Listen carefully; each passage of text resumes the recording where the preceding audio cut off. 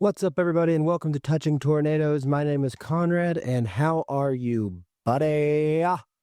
Merry Christmas to you. Merry Christmas to you. It's Christmas time in the city. Yeah, if you're watching this and it is still December and it's before Christmas, Merry Christmas to you. If it's after and it's later, then don't worry. I hope you had a great Christmas. It's that time of year, and I have a Christmas party tomorrow that I should be able to make it to. It's the annual family Christmas party, and it should be interesting this year. After a year of mental breakdowns and a spring full of mania, which is maybe what I'll title my next book, Spring Full of Mania. We'll see how everybody reacts to me. I mean, I imagine that for the most part, it's been long enough that everybody will kind of what people do now. They just kind of keep their distance and to see, how's he doing? How's he doing over there? Are you okay? Which is nice. It all comes from a good place, and I appreciate it, but not necessarily looking forward to the awkwardness of it. And I was hoping that I still wasn't sick. The thing is, I think that I caught the COVID, dude. I think I got COVID-19 again. And the only reason I think that is, so in an effort to save water and laundry detergent, and just the fact that it's freezing out right now, it's real cold here in the Midwest. When I go do my morning jog, I prefer to not have a new set of sweats and sweater every day. I feel like go run in it, you get a little sweat, a little lather going, and then hang them up, and they'll pretty much dry. They might be a little stiff, but they'll dry, and they might smell a little bad, but who cares? Because it's not like I'm going to be around anybody. And then I'll just go run, and I'll leave them there for, a week is fine. Then you only have to wash the same clothes once a week, and you don't have 5 hoodies and 5 pairs of sweats, and I don't even think I have 5 pairs of sweats, but you don't have them just fill it up the laundry bucket, where you have 4 outfit changes a day or something. So the problem with this is, even though it doesn't bother me that there's an aroma that will be part of, basically part of our bedroom, my wife and I's bedroom, there'll be a little bit of an aroma there from my clothes, and we're lucky enough to have a bathroom that's attached to our bedroom, but it's a real small bathroom. It's just a room for a toilet and a stand-up shower. It's 4 foot by 4 foot or something, the whole thing. So when you close the door, that's where I hang my sweats and sweater at, is on the door. And so when you close the door, the stuff that's hanging on the door is right there in your face. And so, you might be in there thinking you're going to go in there and do the things you do in a restroom, and those will be bad enough, but I feel like my wife's going to come down here and bother me. I hear her. She's expecting a phone call, so she'll be fine. She'll understand. Do the show. So you'll be sitting there, and in your face is just this, 3 or 4 day old sweater that's just covered in sweat, whatever that smell is. And I can admit that it's noticeable, but again, it doesn't usually bother me when I'm going to go work out or go to work, really, even in it. So, I think I got COVID because I've been helping coach wrestling, and after the last tournament, I didn't feel real well. And I don't know if you've been to a youth wrestling tournament, but there's just hundreds of people in the stands, in thousands of people, and nobody washes their hands. It's just disgusting. I mean, the sport is good for kids or people, I think. I enjoy the sport of wrestling, but the actual tournaments are just a mess of humanity. The worst parts of humanity exist in a gymnasium where a wrestling tournament's going on. And usually, if you're not sick before you go to a youth wrestling tournament, you're going to be sick after in some way. So I started getting a stuffy nose and itchy throat and stuff after the tournament, but I was all right. Then I started getting the body aches and stuff like that. I was like, okay, maybe I'm coming down with something here. But I've been coaching, so Tuesday I had practice that night, and I walked over to the clothes that are hanging on the door by the bathroom, and I know that I only have a couple pairs of sweats, and I like to wear those to the wrestling thing, so I took one off that I was pretty sure, I hadn't been wearing those all week. I thought, like, maybe I hung these up earlier, and I haven't been running them all week, and I took a big old whiff of them, and they smelled fine. I didn't smell anything, and so I kind of folded them up, and when I did that, my wife was like, "Oh, put those in the dirty clothes," and why? They smell fine. I didn't say anything. I just put them on the bed there. And I was like, I'll wear these tonight. And I took the ones off that I had been wearing to go run that day and had been wearing all week. And I knew that those probably smelled pretty bad, So maybe I thought, well, maybe she's confused. And I hung them up on the door, and I got into the shower, and then I started, doing the stuff with the soaps and all that stuff. And I got all these nice soaps in there, these Equate and just the Walmart generic brands, but they got good flavors to them. And I started squirting them on and washing, and then that's when I noticed I couldn't smell. It's like, man, I wonder if I couldn't smell any of the soaps, and which isn't, maybe it's like, well, maybe I'm just overthinking it. Maybe these lost their flavor or something. But then I started thinking, wait a minute, I haven't been feeling good. Then I can't smell. Oh no, maybe I got the COVID, because the first time I got the COVID, it wiped away my sense of taste and smell, which is just the weirdest feeling ever. And so then I was thinking, oh no, maybe I just, maybe those sweats that my wife said throw in the dirty, maybe they do smell bad, and maybe I just put my face into possibly one of the worst smelling things ever and just took this huge hit off of it, and it didn't affect me at all. Like, I couldn't smell anything. And so when I got out of the shower to test this, I went and got the ones that I knew had to have smelled pretty bad. The ones I had just been wearing and was certain had a sense of aroma to them. And I hit those, and there was nothing there. I mean, smelled fine.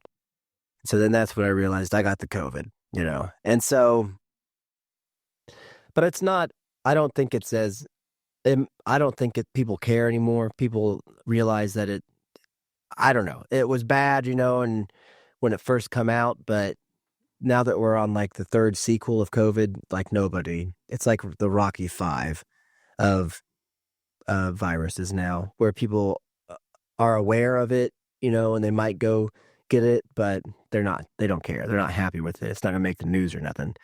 So,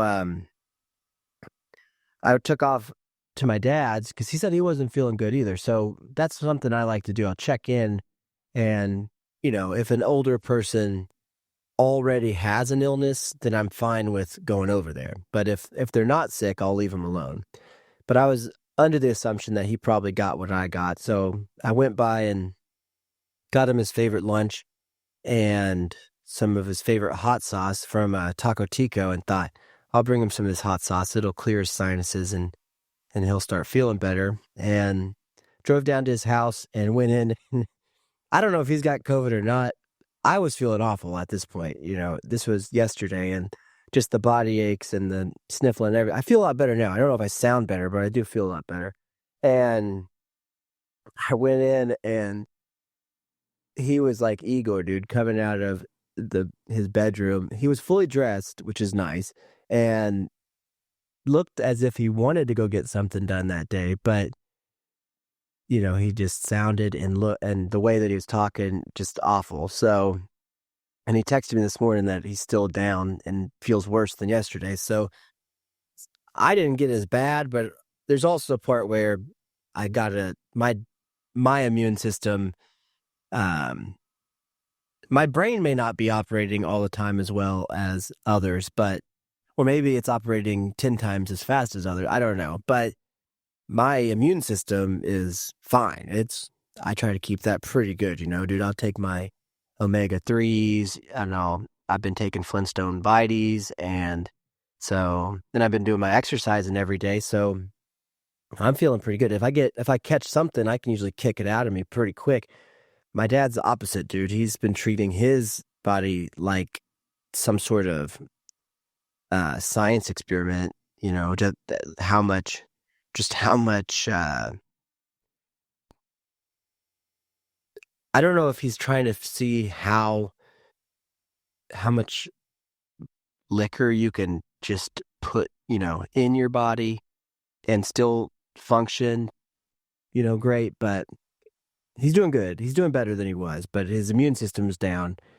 And so this thing got him pretty good, I think. So I'll have to go check on him after the show, but I think I got the COVID is all I'm saying. And that's nice. I just wanted it to be out so I can go to the Christmas thing. And my plan for the Christmas party is I realize you just kind of have to act as if, dude. So, and it's hard to do, but for a while I was in the worst slump ever. And that's an understatement. But a lot of these people didn't see me then. So I don't have to like remember that frame of mind and then present it to them in that way so they can, sometimes I naturally want to do that for some reason, or it's like an instinct. Like, I don't want these people to think I'm happy because they heard about my trial, the stuff that's going on with me this year. And if I'm happy, they'll think like, well, what's wrong? I have all these weird thoughts and double thinking about it. So, but lately I've been putting it to where like, no, my goal is like, I just need to get a flannel shirt and button it up and comb my hair. And if you wear flannel and jeans and you're Caucasian, actually, I think you could actually be any race, but especially if you're Caucasian.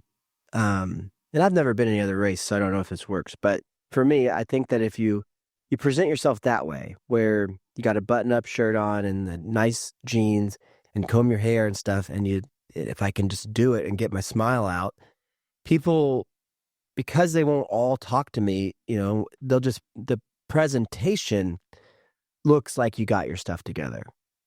And if you keep that presentation, that's what people pick up on, and they'll actually send you good energy as you're putting out, even if it's artificial energy. You're putting out the artificial energy, and I think that'll work out. Because I don't want people, that's the hard part. You don't want people to like, or at least me, I don't want them to sit there and feel sorry. I don't want to bring it down. I don't want to be a downer. I've been enough of that this year. I'm tired of it. A lot of the time, I guess I couldn't control it, or it seemed like it. And I don't know what that is. I think it was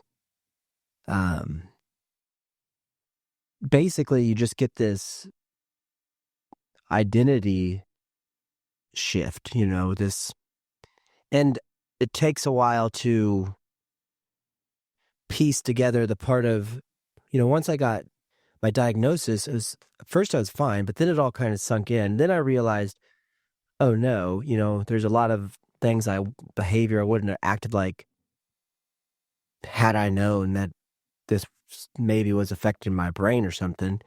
And then it makes you think like, well, then maybe what am I good at, or what am I? And it just really starts eating with you and playing with your head.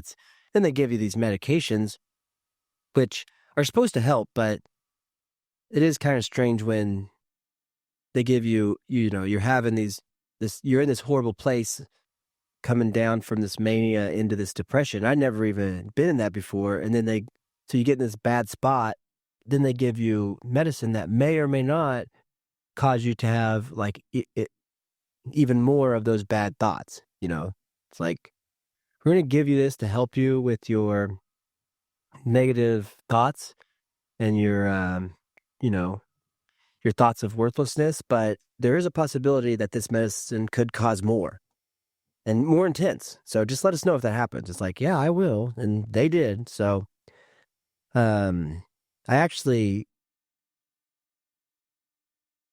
I don't know. Part of me thinks that was just the different medications that I was on at the beginning of this year when I went in to get some help and stuff that they might have played with. They did definitely have an effect.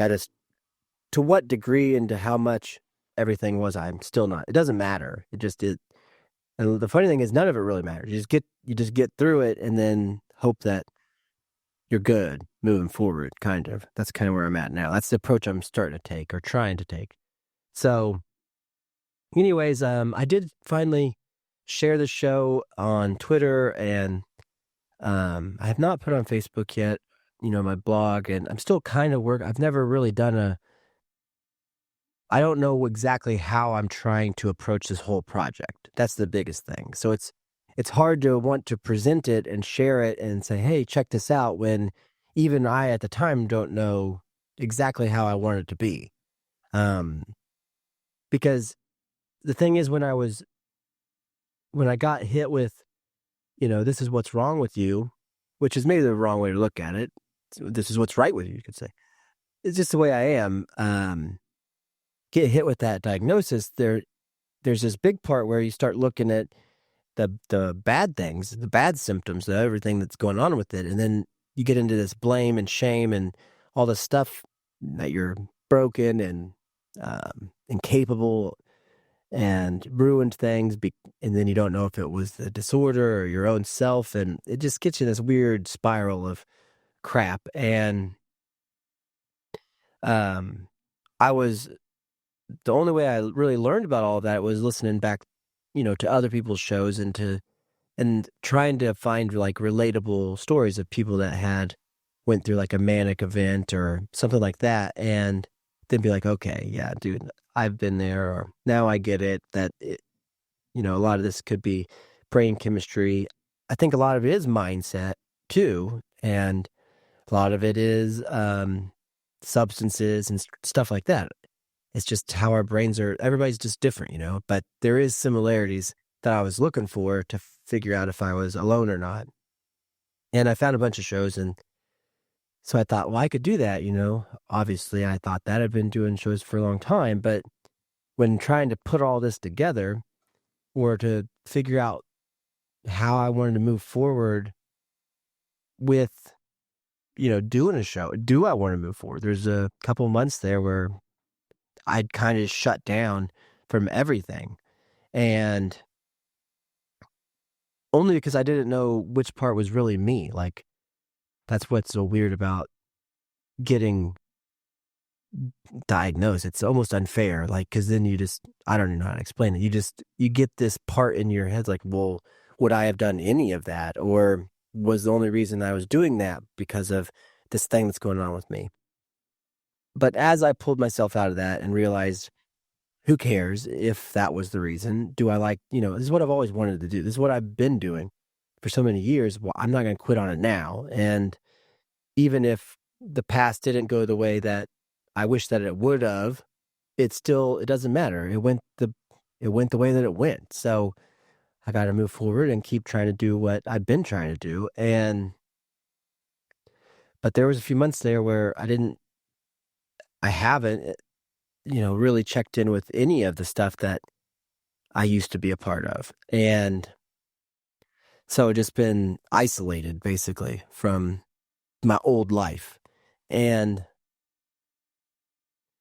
so when putting this together, when realizing I want to do it again, I want to do a show again, but then I thought, well, do I want to do one like I'm listening to with these people that have bipolar, these mental health shows, these advocacy shows. And I do. I mean, like, part of me thinks, yeah, I can there's a space there for me it doesn't matter if there's a space there or not. I could do it. But then part of me, the real big part of me is like, it's not necessarily me though. It's not, even though I'm different, or with this revelation of that I'm part of this new community that I didn't know I was a part of. Um, it doesn't really necessarily define me or who I want to be, like my goals. The way that I want to do a show is to express me regardless of that. So I was, it's hard to be like, well, you finally got a niche, but son of a niche, do you want to be in that niche? So that's what I've been kind of working on. So I haven't shared everything totally. I just finally, um, I have the blog up and going, and you can go visit it at touchingtornadoes.com. I mean, I don't know what the subtitle is going to end up being. I've had like my bipolar storm. I've had thoughts of, changing it to something else. I wanted bipolar to be in it because I want to be part of that niche. And I think that it's kind of important for, like, when I was looking for those shows, it would have been nice if I stumbled upon something that was a mixture, wasn't just total advocacy, but had its own, I guess, personality to the mental health space or something. So it's like, I want to be part of the niche. So I want to keep bipolar so it becomes searchable, all that kind of stuff. But at the same time, I also don't want it to, like, I don't want people to be like, oh, I don't want to listen to some show about a dude that's bipolar. It's like, so it's a weird, I don't know how to necessarily title it or create that. And I'm still, working through it and trying to figure it out and asking the universe to send me the right answer. So right now, Touching Tornadoes, I like that name because it does describe, the mania and what it feels like a little bit, but also it can be kind of generic enough, or maybe generic is not the right word. It can be branded. It's a good brand. Like, you could have it be Touching Tornadoes, and it's just because it's a chaotic comedy show. But so that's where I'm at. I'm just working on the subtitle, and I don't know how I want everything to be on the blog. The main part of it is the writing, but I think that there's opportunities that are out there that maybe I could do and be good at with public speaking and stuff like that. I've never done it, I did take a course on, kind of like on being an advocate, on becoming a certified peer, like a certified peer therapist kind of thing, as somebody who has the disorder, but I haven't done anything. I'm just saying, I'm trying to, as always, overthink the whole thing. And then eventually you got to just kind of start. And that's where we're at now. So if you're checking in and you're like, oh, I don't know what, don't be too judgy on everything right now, because it's not set in stone. And the biggest thing is I want to be able to do the show like I've always done, in a way that I've always done, because it's how I'm comfortable doing it. Just talking about, my stinky clothes and having COVID is something that I would want to talk about. But, I don't want to necessarily sit here and always have to talk or tie it into mental health, maybe. Or maybe I just don't want the pressure of thinking that I would have to do that. I don't know. So anyways, that's where my mind's kind of at on this whole project. So I guess moving forward, if you have listened to this episode, you'll kind of get what I'm trying. I think it'll all just kind of happen. It'll all explain itself as we go on. But because I got listeners and friends and stuff that do like the old show. It's like I don't want them to think that I'm not totally doing, I've given up on who I was, and I just changed into this mental health guy, But at the same time, it's like I did go through this insane past couple years. and insane's the right word, and have had all these new experiences that, they've changed me or put changes in my life that, um, I want to talk about. So I don't know, but it'll all work out. It'll all mix together. So anyways, about all that, I did write the latest blog. And so I think what I want to do is take these episodes that I do, and then they'll probably get turned into like a blog post. I haven't figured out how to do that in a way that I totally like yet, but we'll see. We'll get it figured out. But my latest, I did write a post about I had to go to the facility. I had to go to a facility this summer, just because was having a hard time kind of with everything, getting my mind around everything, and just pretty stuck in a dark place. So we went to this place, and they take me to the funny farm, and I get to go hang out with the other people at the funny farm, basically. And I was there for like 4 or 5 days. And anyways, there was, in the blog post, I kind of talk about a horrible day that happened there, or one of the bad, give you an idea of that. But last night, though, because when this all happened, and then as it's been in the rearview mirror, and I've been doing all the things I can do, and I'm making all the changes that I can make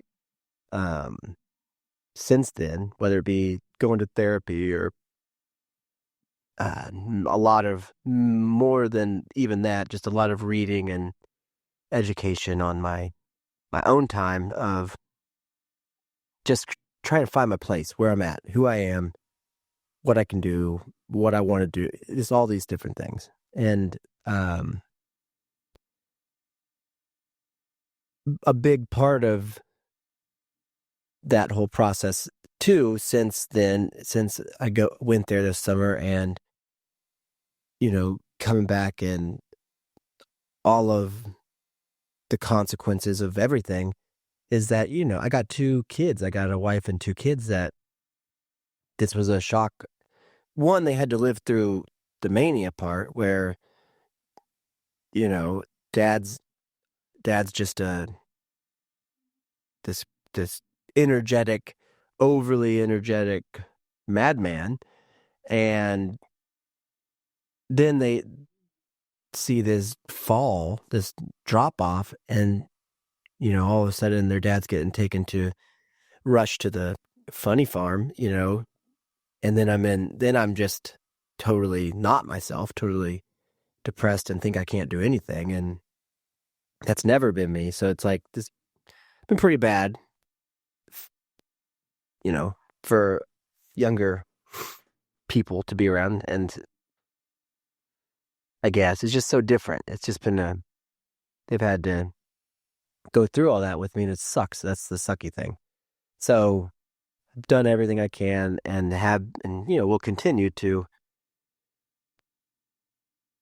just be better, and show them, as I've gotten better, try to explain to them, my kids and my wife, that, yeah, I'm all right. I'll be all right. I'm getting this figured out, which is nice. And one of the steps in there is in relation to that blog post I was telling you about, where in the post I had talked about kind of just a bad evening there at the facility. I have not really, not that there's any reason to, but I had not, up until last night, really talked about it with Joni, my son. And I know that he knew I went, and I know that he worried about me, and was worried, that kind of stuff. I don't think he is as worried about me anymore, that we're kind of getting back to normal and good, and have been for a couple months now, and just working on it since this summer, which is good. But we're getting to the place where I can, or it seems like, where he'll ask questions or be around that. Like, he wants to know. So I got to tell him it's like we're to the place now where I can finally be like, hey man, you know I had to go there. It sucks, but here's a funny story about it. And so he was telling me about um, what's been going on in his lunchroom in middle school and kind of how that whole setup works with the a la carte table. And, the fifth graders get done eating first. And so they'll leave their, the stuff they don't eat in the discarded milks on this one special table. And one of the kids was grabbing stuff off that table. Or so, I don't know. He's telling me some story about that. And it reminded me, is like, dude, can I tell you about uh, the place I went? He's like, what does he call it? The He doesn't call he calls it the psych ward, or the insane asylum. Oh, the insane asylum, which is like, yeah, that's what it was. But I got to tell about it. Was so strange when I went there because I didn't know any. One, I'd never been, and two, I don't know how it works. And but the way he was describing the lunchroom is kind of how they basically treat you like you're a middle school or elementary school when you're there. And I know it's to keep everybody safe and orderly and all that stuff, but it's still kind of, it feels, it can be like, I'm not a kid, and I know that's not the point. And at the time, I wasn't looking to push back. I just was telling them that it reminded me of like, yeah, dude, I didn't know what you could do. Like, I didn't understand how the lunch worked. Like, they took you up there and gave you a lunch tray and you walked through the line. But I was like, I had been overhearing other patients that were there, and all of those have their own unique afflictions that got them at the asylum.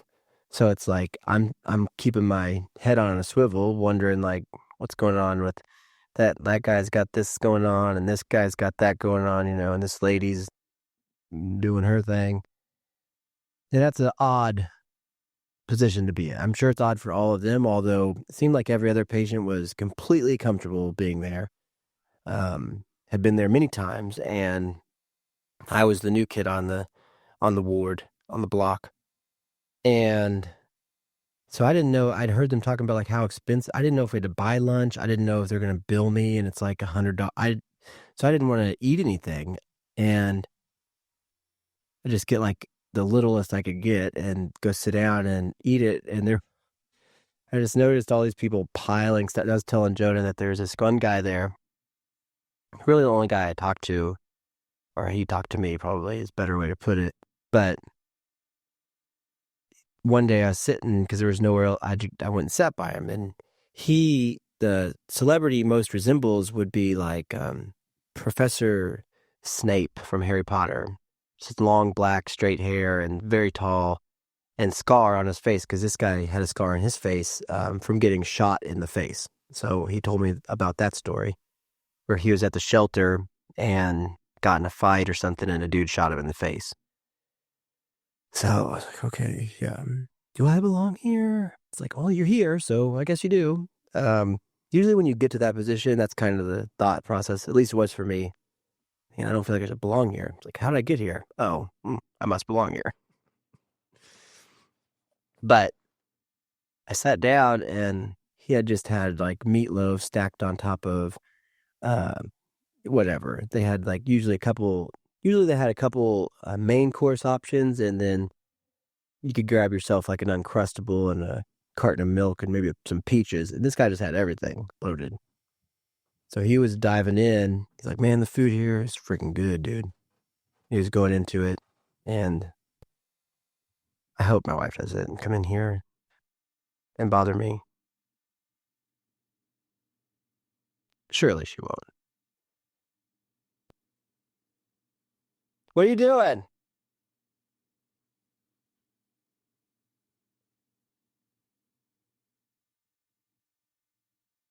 So anyways, I guess nothing.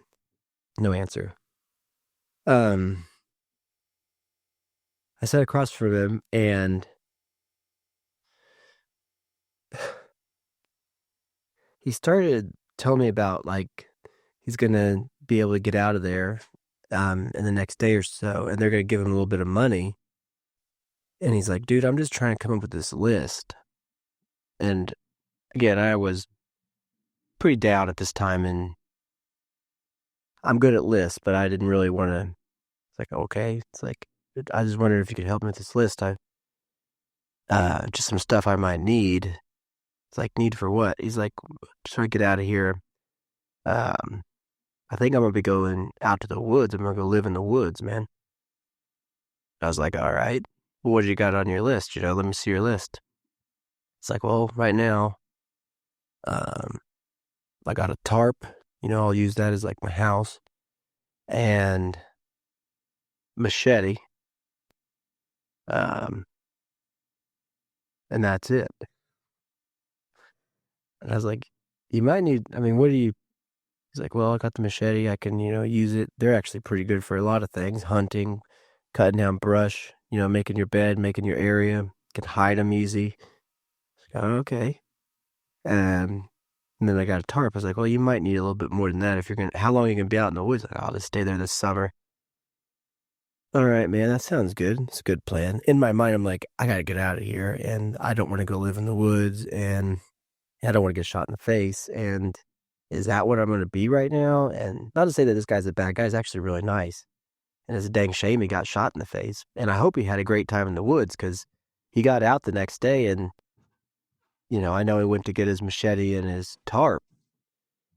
But he did say, yeah, you're probably right. I will need a couple more things. I'm going to get me a pack of smokes. Then I'll be good.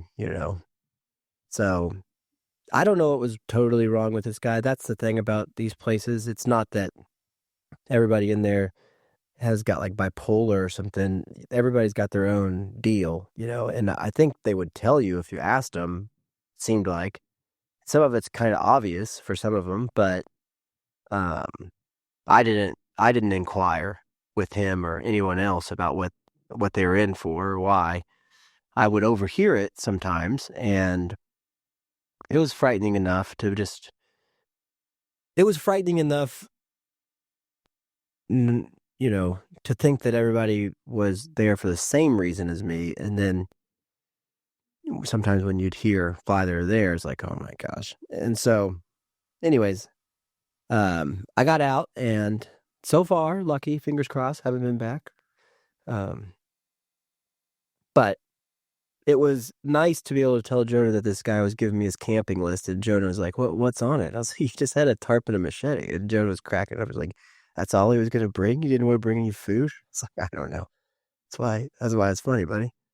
So to be able to get to the point, with my family, my son, about kind of joking about, it's still serious. We all went through it. That's the part where I'm having trouble with all this. I want to be able to look at it a little more lightheartedly, I guess, as we go forward, and take it as a experience I never wanted to go through and didn't want to put my family through. And it's something I got to kind of deal with forever, I guess, moving forward, or be aware of forever. But it doesn't have to just be this big, heavy rock that's on us. And that's what I don't want to bring to the Christmas party. So anyways, that's kind of where we're at. I'll let you know how Christmas goes. I'll try to pop on. I want to do these every week is the plan, like I used to. I might do them even more frequently once I get back into the rhythm and kind of get a feel for how the flow of the show is going to go. And, once we get going with this touching tornado things, then I think that there's opportunities and stuff for, to do some more of the Connie G show and to get back into those. I know that Skin Man and Casey are still doing their show, I think, and I haven't talked to Shannon, since my uncle's funeral, or maybe I did send him an apology text, him and Smoothie, just for, that kind of stuff, but nothing about shows or anything, and they haven't checked in with me either. So as far as getting any of that old stuff back together, I don't know if that's on the docket or in anybody's plans, but getting myself back into this arena and pursuing and picking myself up and moving forward here with it that's the plan. So I'll be on here with this. So it's just the Touching Tornadoes. You guys can subscribe on all the places. I'm going to start putting the videos on YouTube probably. And then I'll probably have links to, I want to switch the Patreon thing with my old podcast with Con Radio, which will just have all the stuff that we had done, that those guys from Wichita and the Con and G show and Conrad and Jack show. So I'm trying to figure out how to put all this stuff together in a way that makes sense and can be like I don't have to not be proud of, and not because that's was part of, I'm proud of everything that we've done. So, and then I want to take this and it's maybe a new direction a little bit, but it can all kind of link to each other is kind of the way I'm thinking. So, if you think it, you can do it, dude. So that's where we're at. And so, yeah, have a good Christmas. I'll be back before next year. Don't let your meat loaf. Be good to yourself, and tell a friend about the show. Tell them about Touching Tornadoes. Check out the blog. I'll try to get a few posts on there before the next show. And yeah, we'll talk to you guys later. So, peace.